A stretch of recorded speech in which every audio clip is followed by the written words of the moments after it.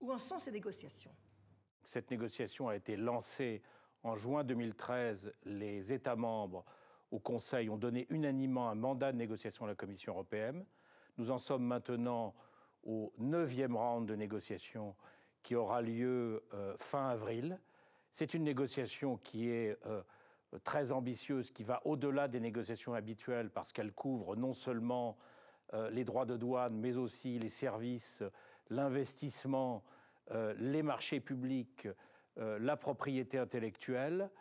Ceci, bien entendu, est essentiel pour avoir des résultats importants. Et j'ajouterais la dimension réglementaire dans cette négociation est tout à fait particulière par rapport à d'autres négociations.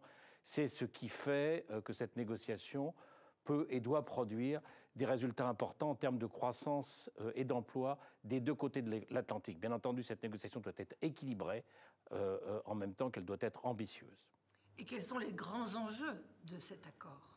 Les grands enjeux de cet accord sont d'avoir un résultat à la fois ambitieux et équilibré, qui permettent d'éliminer la plus grande partie des droits de douane des deux côtés de l'Atlantique, qui soient ambitieux en matière de services, qui permettent d'avoir des deux côtés de l'Atlantique des standards en matière de protection de l'investissement et des moyens pour mettre en œuvre ces standards, et également d'avoir un marché ouvert des deux côtés de l'Atlantique en matière de marché public. On sait que les Américains sont traditionnellement défensifs là-dessus, tandis que nous sommes largement ouverts. Il ne pourra pas y avoir de conclusion de cette négociation sans que nous ayons un marché assez ouvert des deux côtés de l'Atlantique en matière de marché public. Et en matière de réglementation, l'objectif, c'est de se mettre d'accord sur des grands principes de cohérence en matière de réglementation et en même temps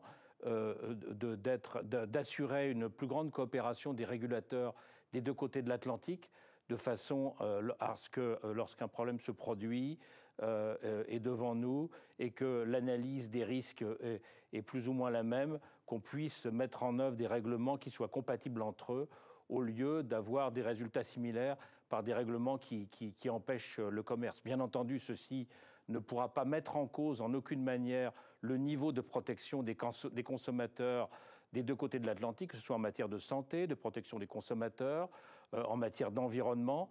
C'est la même chose, les mêmes préoccupations des deux côtés de ce point de vue. Il ne faut pas imaginer que les États-Unis sont nécessairement moins rigoureux. Pas du tout. Ils ont ce type de préoccupation ici. Et aussi en matière réglementaire, il est très important qu'on puisse avoir, pour quelques grands secteurs, des convergences en matière de règlement qui permettent d'assurer des équivalences, par exemple en matière d'automobile, où nous avons probablement des deux côtés de l'Atlantique une sécurité pour les passagers et les conducteurs qui soient assez proches, même très proches, mais avec des moyens différents. Donc il s'agit de faire en sorte que cette équivalence puisse être reconnue. Pour les produits pharmaceutiques, d'éviter de dupliquer l'inspection et l'audit des industries pharmaceutiques des deux côtés de l'Atlantique, alors que les principes et le niveau de sécurité est à peu près le même. Voilà le type d'approche que nous essayons de développer. Et en termes de délai, il est bien entendu clair que ce qui compte, c'est la substance avant le délai, même si vendredi, les chefs d'État et de gouvernement ont confirmé leur large soutien à cet accord pour la très grande majorité d'entre eux, en réaffirmant un délai de fin 2015 pour la conclusion de cette négociation qui, je ne le cache pas, est très ambitieux. Bien entendu, en tant que fonctionnaires responsables et obéissants, nous ferons les meilleurs efforts pour le faire, mais ceci ne doit pas être au prix de l'ambition et de l'équilibre de cet accord. Et il y a eu d'ailleurs la semaine dernière, vendredi dernier également, pratiquement en même temps que le Conseil européen, une réunion importante entre la nouvelle commissaire Cecilia Malmström et le négociateur américain Michael Froman, qui a abouti à un accord sur les paramètres d'un nouvel échange d'offres en matière de services, un échange qui doit être équilibré, et d'une déclaration très importante conjointe des deux côtés sur la défense des services publics, à la fois dans cette négociation TTIP et dans la négociation TISA. à Genève la négociation plurilatérale sur les services.